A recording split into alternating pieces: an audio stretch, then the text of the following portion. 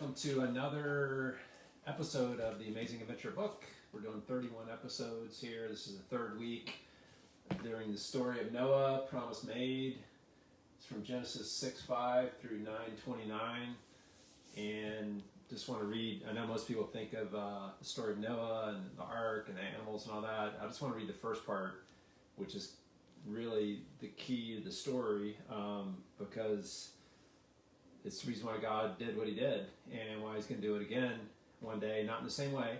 He promised that he would never destroy the earth again with a flood, but the end is coming and he is coming back again, and he will destroy all evil for good and for all time.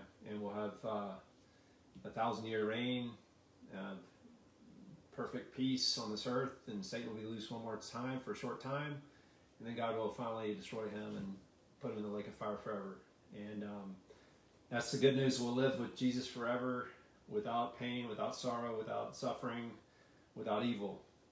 And we look at Noah's day and we see that then the Lord saw that the wickedness of mankind, this is in chapter 6 verse 5, was great on the earth, and every intent of the thought of their hearts was only evil continually.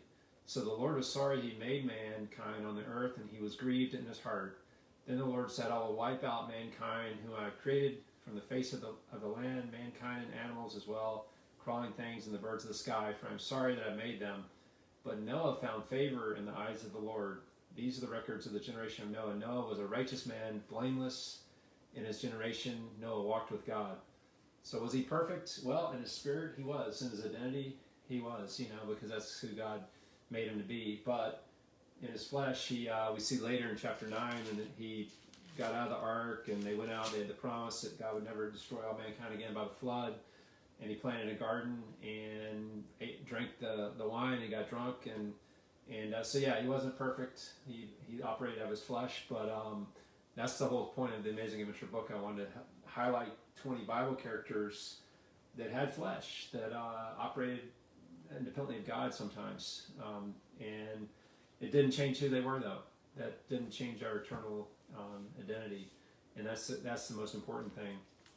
We see in again in 1 Thessalonians chapter 5, it says, now as the times and epochs, brethren, you have no need for anything to be written to you, for you yourself know full well that the day of the Lord will come just like a thief in the night. While they are saying peace and safety, then destruction will come upon them suddenly with birth pangs as a woman with child, and they shall not escape. So God's going to do it again, just in a little different way. But the great news is that if you have Jesus in your heart, you'll be with him forever. He says that the way is broad that leads to destruction, the way is narrow that leads to life, and that's what we want to walk, is the narrow way.